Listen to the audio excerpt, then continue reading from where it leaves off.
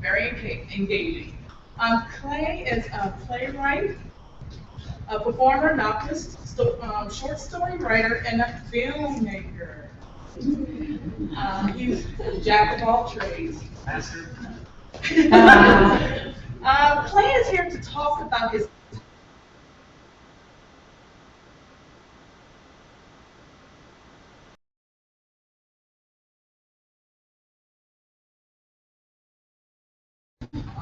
we're going to have like dinner, a little bit of painting, and we're going to come back for our writing workshop.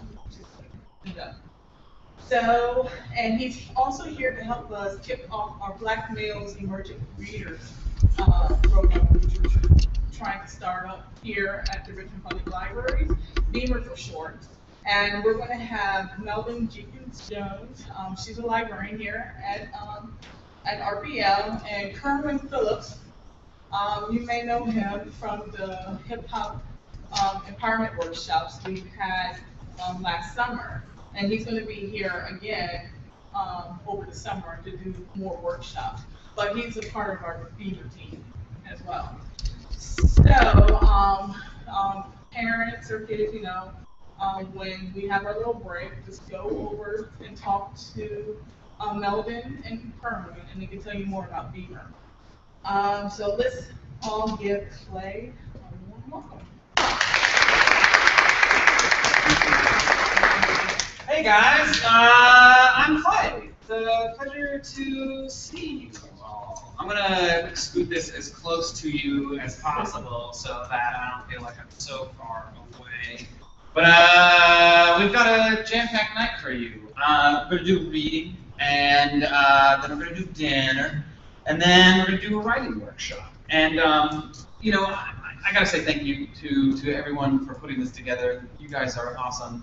I've been on book tour for like less than a week now, and I'm from Richmond. I'm going to totally come clean up front and admit that I was a terrible student.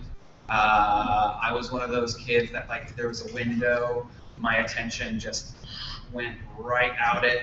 But I'm not saying this because I'm proud, but I'm saying that I was failing 6th grade English. And I was at Roby's Middle, and it took my English teacher to pull me aside, pretty much drag me out of class and say, Clay, you're failing my class, and you will be repeating my class as well as the 6th grade next year if you do not, hike up that grade. And she struck a deal with me where, like, if I did something outside of class that was kind of in tandem to class, she would give me some extra credit, and that might kind of help boost my grade. And at that point, she showed me this poster for a playwriting competition. It was back then. It's called the New Voices for the Theater, and it's sponsored by Spark School of Performing Arts in the Richmond community. Every year, you submit a one act to them, and they'll read it and they judge it, and if they pick it, boom, you spend 3 weeks out of the summer at VCU. And you're with kind of professionals, and they produce, they direct, they perform your play.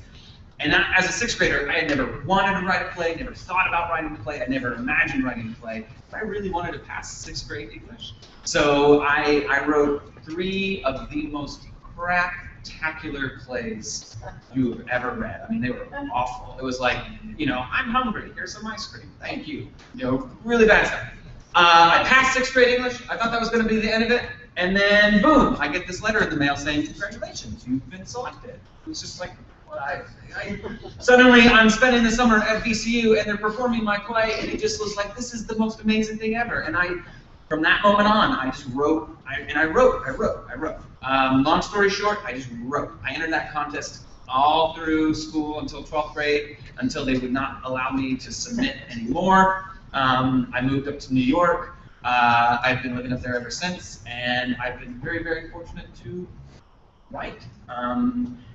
Why I'm here is because there's this new book out. I've been writing a series for Disney called The Tribe, and the first book came out last year. It was called Homeroom Headhunters.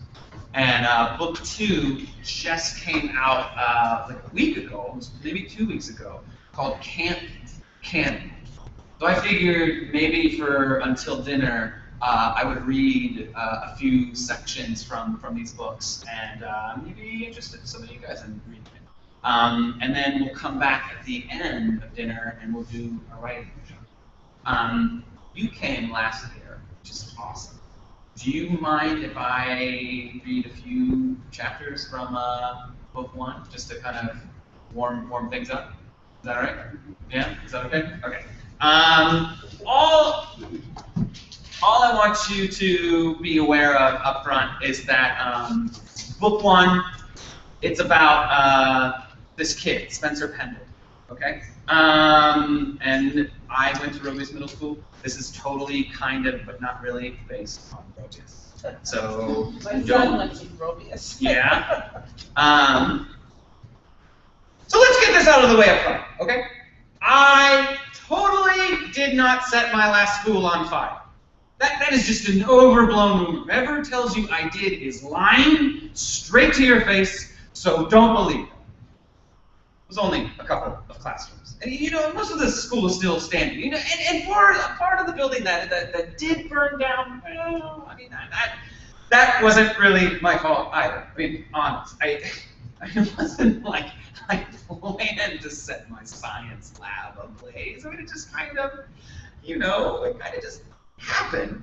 And one day you're in the middle of science class learning about the digestive tract of amphibians, trying really, really hard to stay awake, when all of a sudden, out of nowhere, the fireworks stashed inside your backpack start shooting off from beneath the desk, and then the hiss of mini missiles just sends everyone on the floor like it's some middle school Armageddon. You know, an accident. In the spirit of total honesty here, I will admit that it wasn't completely out of nowhere. I mean, I'm sure the Bunsen burner probably had something to do with it.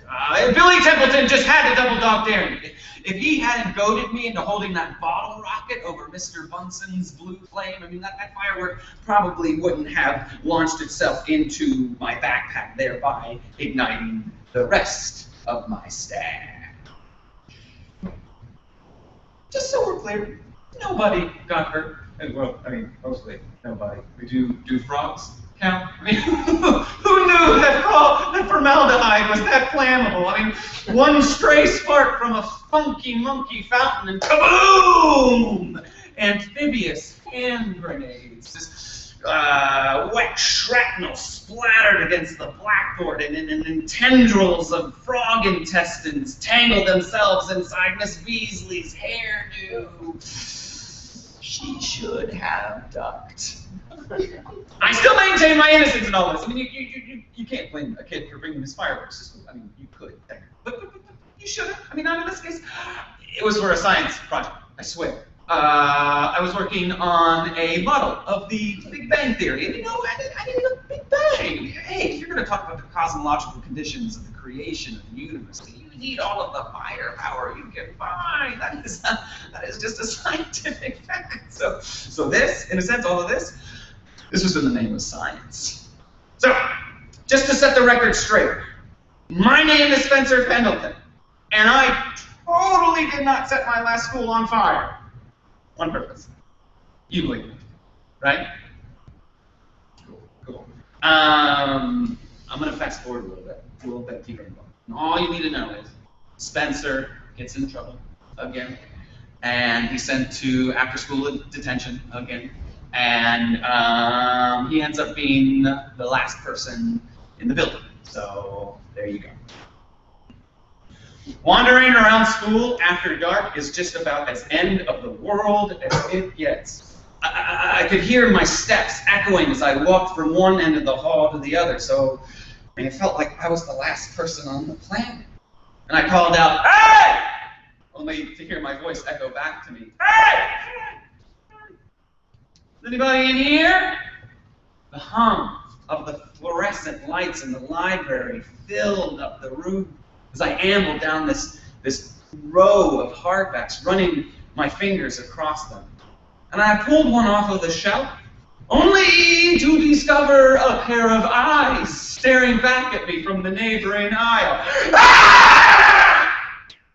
I am not too proud to admit that I screamed, fell back, and landed on the bookcase behind me, and I tried grabbing hold of any book that would keep me from falling, but I ended up taking the whole shelf to the floor instead. Somebody was here! Somebody was in the next aisle!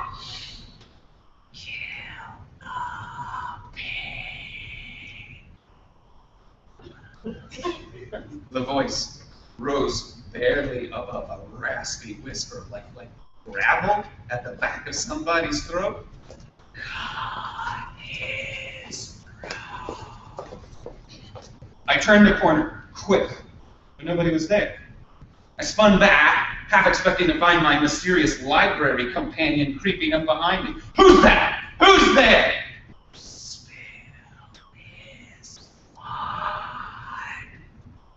I stood, waiting, counting down the seconds in my head. 8, 7, 6, 5. Something whisked past my nose and struck the spine of a book. My eyes refocused onto a long, slender spear jabbed into the book right in front of my nose. Whoa, wait a minute. This was no ordinary spear. This was a ruler, a yardstick. Somebody had made a harpoon by strapping a run-of-the-mill, right out of geometry class drafting compass onto the tip.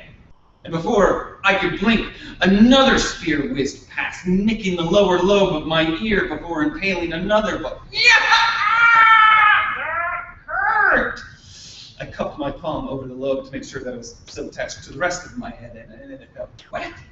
Bringing my hand up to my face, I could see that it was bleeding. This is not how I wanted to get my ears pierced. Thank you very much. But as soon as I saw blood, dizziness took full effect. The room started to spin. It was under attack. And I had no idea who was doing it, but I was not going to stick around to find out. So I booked it. I ran so fast that I almost missed the silhouette of someone racing alongside me. And turning to my right, I saw another silhouette in the neighboring aisle. There were 2 of them. And that's when it dawned on me. These 2 were going to cut me off. I had to get to the exit before they did. So I pumped my legs harder, and this burning sensation started to well up within my chest. Oh, asthma. I felt like I'd been kicked in the lungs by a bucking bronco spasm. Hey, airways, now is really not the time for an asthma attack. Work with me here, but forget about breathing. If I didn't make it out of this library, I was never going to inhale oxygen ever again. Ah! I felt this sharp sting at the back of my neck, and I swatted to find a paper clip sticking out from the skin. There was this sputtering sound behind it, followed by a sharp sting on my shoulder. Darts made out of unfolded paper clips. I mean, whoever these library predators were, they were turning regular school supplies into an artillery, and they were close. I could feel their breath against my neck, but I was only 3 steps ahead of the exit. So my throat tightened, cutting off the air in my lungs. 1 step, 2 steps, 3. I was about to make it out of the aisle. 1 leap between me and freedom, only something snagged my foot. And I went down, hard, falling face first onto the floor, and I flipped over, only to find a jump rope strung between separate bookshelves as a tripwire. Just as quickly as I saw it, the rope slackened and disappeared between books. Gone, trapped. I pinched my eyes shut as I felt a hand grab onto my shoulder.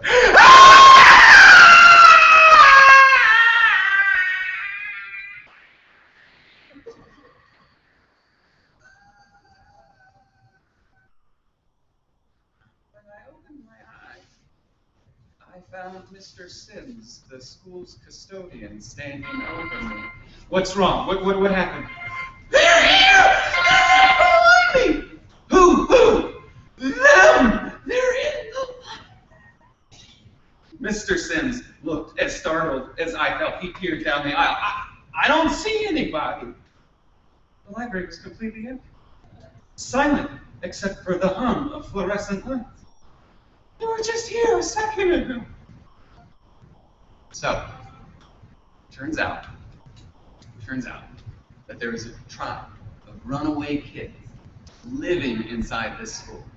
During the day, it's business as usual. We're all going to class. Nobody knows they're there. But right above our heads, on the other side of those fiberglass acoustic tiles, they're hovering above us. They're in the boiler room. They're in the building. And they wait until the last adult for the day leaves to come out and turn the school into their own private, personal court, their home. This is where they live. They see Spencer as one of their own, and they ask him to join. And it's up to Spencer to decide if he can leave everything else, his family, his friends, the life he knew, in order to join this crew who say that they are like him and that they will offer him something better. And it's maybe a little too late before Spencer realizes he may be in a little over his head. But that's book one. That's Homeroom Headhunters. How are we feeling? You want that book? I'm not going to argue with you. If you want to, I'd say yes, please. So I'm going to read a little bit from book two now. Just a little bit. The only thing you need to know about the end of book one is things don't go well. They don't go great for Spencer. He gets in a little bit more trouble, and he takes the fall for the tribe. And he gets into so much trouble. Well, I'm gonna let him explain. But I'm gonna read a few chapters. I'm gonna read the first chapter. There never was any tribe. Okay, turns out taking the fall for a cult of teenage headhunters allegedly living within the walls of my middle school had some very real, very, how should I say, legal ramifications to them. You know, after that whole cafeteria contamination episode, which happens at the end of book one, not only was I expelled from Greenfield Middle, but I had to stand in front of a judge and swear I would never lace another lunchroom's cranberry sauce with a highly psychoactive basidiomycete fungus ever again. Fair enough. But because I threw myself to the mercy of the court, the dishonorable judge sentenced me to house arrest! Mom had already condemned me to live with my father. Not that I blamed her. I mean, after the earthquake that I had put her through, she just couldn't deal with me anymore. So lights dim, spotlight on Dad's grand entrance back into my life. What did I miss? He asked, like this was all some kind of sitcom, you know, cue laugh, the laugh track, and followed by uproarious applause from the audience. Dad to the rescue! Whenever his presence is required for some impromptu parenting, he's always a no-show, thanks to some last-minute business-related thingy popping up. Or was he on vacation with his brand-new girl feed this time? You know, the excuses tend to blend together after a while. My dad usually times his appearances to whenever a principal or a judge is around to notice. Then he is the hero swooping in to save the day. But not anymore. Not as of December.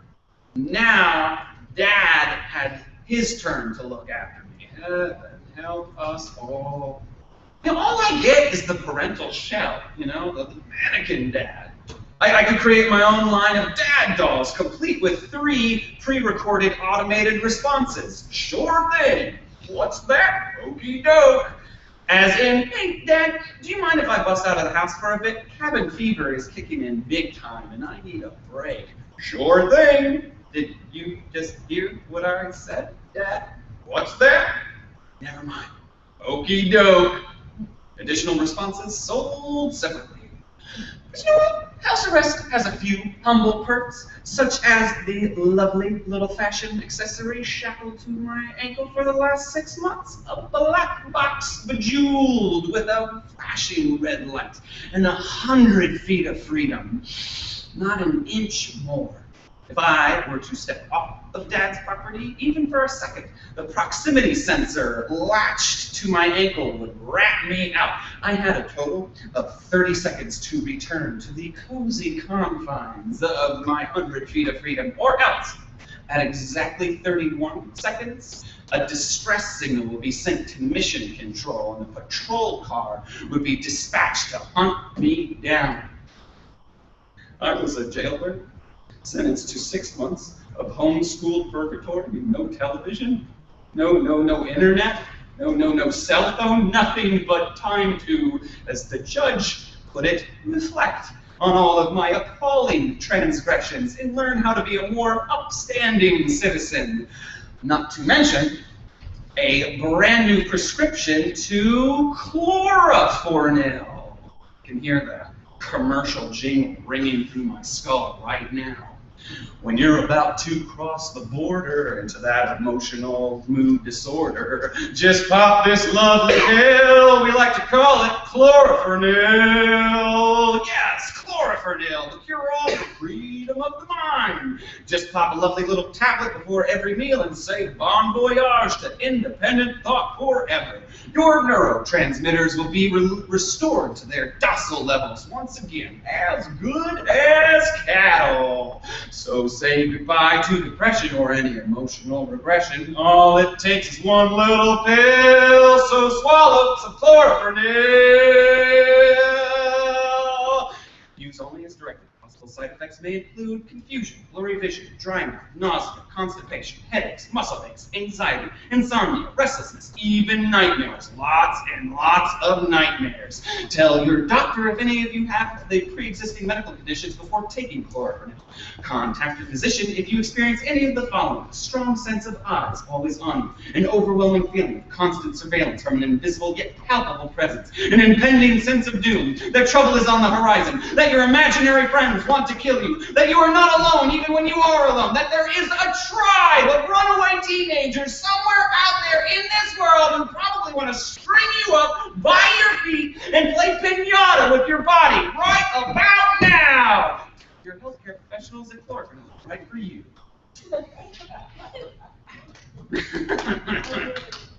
Yeah? Man, you are my best friend. You are, I love you.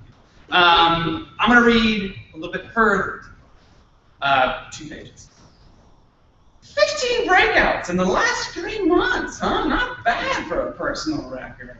Hey, when you're under house arrest, you need to find ways to stretch the old legs, you know? Of course, I get caught. I wanted to get caught. Now, I never tampered with my ankle monitor. I kept it on, leading the police right to me. Here is one of my personal favorite breakouts so far. Great Escape Hall of Fame, escape number 3, April 20th, the library. I had some overdue books, so I decided I would deliver them. All I had was about 30 seconds of a head start, 30 seconds before my ankle monitor would break out into a hissy fit. So let's break this down, okay? If I ran fast enough, I could reach the end of the block in 13 seconds. The next block in 28. The local branch of our public library is about 5 blocks away. So I'd have 3 blocks to go by the time the cops knew that I was officially off the reservation. So if we estimate that each block takes roughly 12 seconds to span, that planted me at the library's front entrance 33 seconds after my ankle monitor tipped Big Brother off to my whereabouts. Standard police procedure response time, 2 minutes, 27 seconds. A bookworm could do a lot of damage with 2 minutes. Why not take the opportunity to peruse the newspaper articles, archives on the internet for sightings of feral teenagers? You know, anything that might help me figure out where the tribe had run off to? I kneeled down in front of our mailbox at the edge of our yard, assuming my best sprint position. You guys remember my little friend from book one? You would never even recognize my inhaler. You know, I have pimped my ride, as they say. He now has these red and yellow flames wrapping around the mouthpiece. I brought my inhaler up to my lips, and my pumps were just full of medicated air. And feeling my bronchioles embrace that aerosolized dose, I waited for the starting pistol to fire off in my imagination and make a break for it. On your marks, get set, go! I would like to personally go on record as saying that I have nothing against the Greenfield County Police Department or any of its employees, particularly Officers Winston Sellers and James Cassidy. These gentlemen were only doing their job, and I have nothing but the utmost respect for them and their tireless work ethic. I wholeheartedly apologize for repeatedly putting you in a position of breaking a sweat. You know I love you guys, right? Right? Okay, good. Because as soon as I saw them stumble through the library a bit winded from their run, I flashed them a grin. Officers! I didn't know you belonged to this branch. Hey, we should start a book group together, huh? Time to go, Pendleton, Sellers said. Put the book down, slowly. Don't you two ever get tired of the roles society has assigned us? I mean, you're both authority figures with a capital A. I get that. You got a part to play, just like I do. You look at me, and all you see is a delinquent with a capital D, a natural born absconder. Listen, I was to play the part. But don't you think that just maybe, we can put down these cliche designations that destiny has doomed us to fulfill and see each other not only for our differences, but our commonalities? I mean, can't we all just get along? Cassidy cleared his throat. Let's try not to make a scene out of this, okay? Of course. But before we go, can I recommend some reading material for your next stakeout? I just finished this book, and I think you two will love it. What's the book? Sellers asked. Cassidy elbowed him in the ribs. It's called I Know Why the Caged Jailbird's Ankle Monitor Sings. I think it's somewhere in the romance section. Thinking quick, I tipped over a stack of romance novels waiting to be reshelved and booked it down the aisle. Sellers planted his foot on a bodice ripper, slipping on the paperback like it was a banana peel. Cassidy was right behind me. I jumped onto a reference desk, leaping over a few readers' heads as I scurried across the tabletop. Undeterred, Cassidy grabbed at my knees. I avoided his clasping hands by hopping onto the next table, making sure not to step on anybody's reading material like I was some kind of a clumsy ballerina dancing on point. Cassidy sped up to the end of the table, cutting me off, and I froze with one foot still hovering through the air. Perfect arabesque. Get down from there, Pendleton, now! Cassidy was coming up fast. There were no more tables for me to scale. And that bookshelf just next to my side was suddenly looking a lot like a ladder. So, I started climbing. Sellers picked himself up and followed Cassidy through the rows just below me, two mice maneuvering about a maze as I leapt from one bookcase to the next. You are not lab rats! I belted out with each leap. There is no cheese waiting for you at the end of this labyrinth! You are all free! Free to think for yourselves! Free to live the life the way you want to! Freedom! Freedom!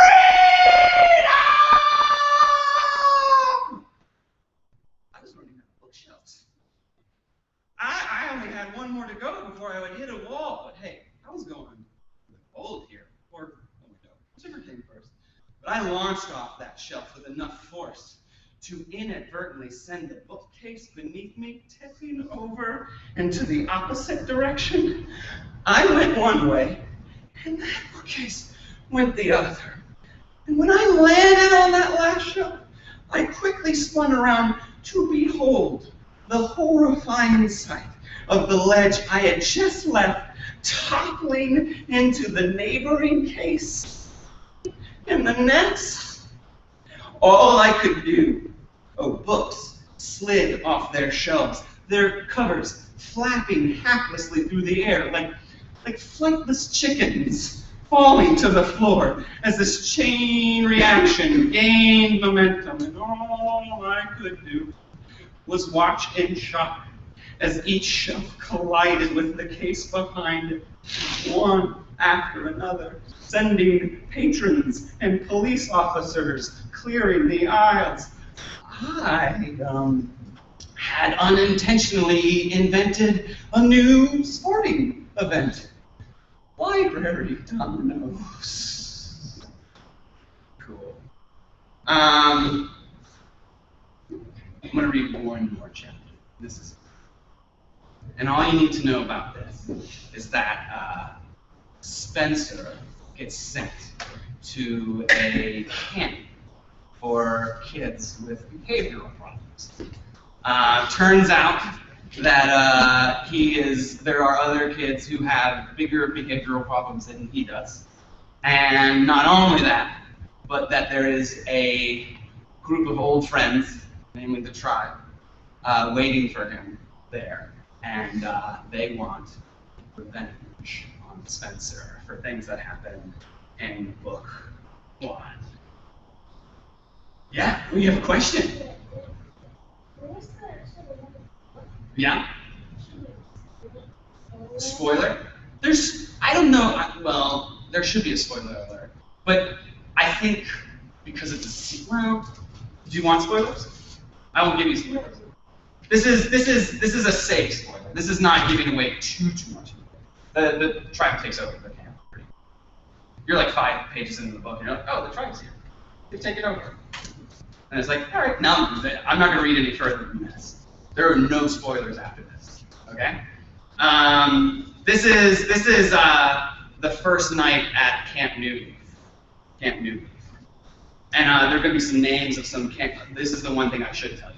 The names of the tribe members are Pea Shooter, Sport Boy, Compass, Yardstick, and I think that's it for now. Yeah, that was it. And then the one with the darts was Pea Shooter. So, yeah. This is on book 2 right now. Yes. The library bookshelf, that was book 2. So, yeah. What about The rope, that was book 1. When he trips on the jump rope, that was book 1. Cool. Here we go. All campers were woken up and called into the amphitheater. Everyone filed in, half asleep, and took a seat circling the fire pit, probably anticipating some midnight sharing session with our counselor. This look of unease was settling over each camper's face as whispers passed throughout the amphitheater. I spotted Charles. His eyes widened as he took in the sight of me, my hands bound to a shower curtain rod before the fire pit. Sport Boy and Yardstick had hefted each end of the rod over their shoulder like I was a pig on a rotisserie spit. Compass had heaped a pile of kindling into the pit. He lit the fire, and the smell of burning pine needles just filled the air. Drop him, Pea Shooter commanded from the center of the amphitheater. Sport Boy and Yardstick did as they were told, and I landed before the fire. Pea Shooter looked down at me lying there, and he smiled. Cold, looming within his eyes seemed to lower the temperature whenever I stared at him. You ready for this? You haven't seen nothing yet. Pea Shooter's spine went ramrod straight, chin lifted, eyes wide. He summoned all of the fury his throat could muster and howled straight into the air. Oh! Whisper ceased. The crowd of campers regarded Pea Shooter with this fidgety apprehension. Who was this freak?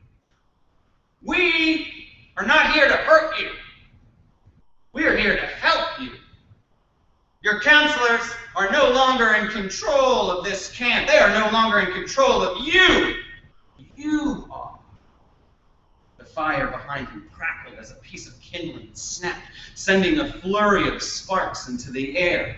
Your parents saw this camp as a tourniquet, a quick fix to stop the bleeding, a temporary solution for what they couldn't be bothered to understand. They would rather throw money at the problem, ship you off to some program so that you can return home to them good as new. They wanted to change you, to modify you. How? With pills, prescriptions.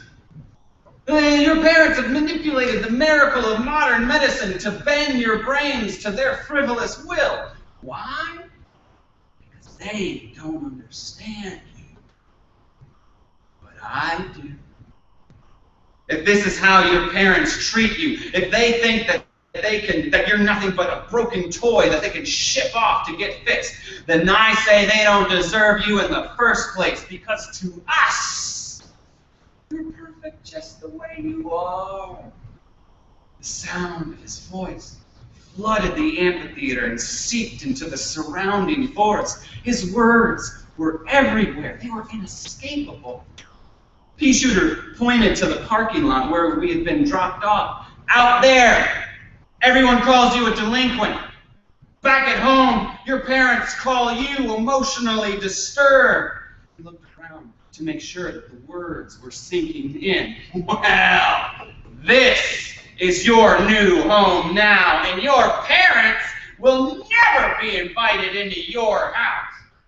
Whatever your mothers and fathers are afraid of in you, we want to embrace it.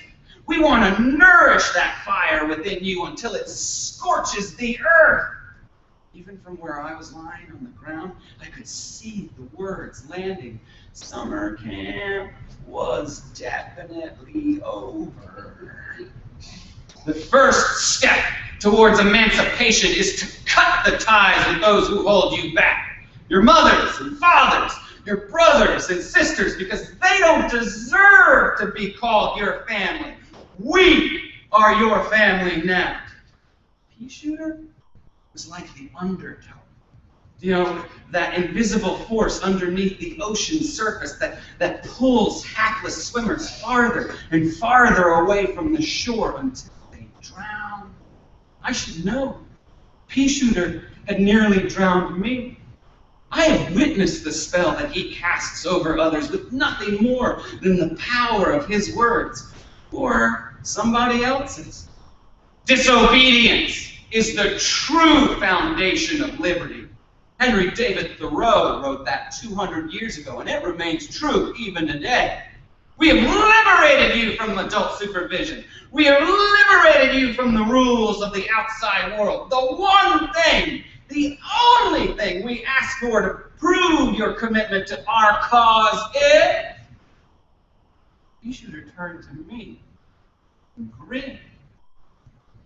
Him. Thank you, guys. Thank you. Oh, yeah. That is Camp Cannibal. I thank you guys so much for hearing me out. I think it's dinner time. We're gonna have dinner, and I think there's gonna be a little bit more video gaming, and then I think we're gonna come back. We're gonna do a writing workshop. So stick around. Thank you, guys. All right, we have the food out here. The food's out here. So kids, come on, get in line.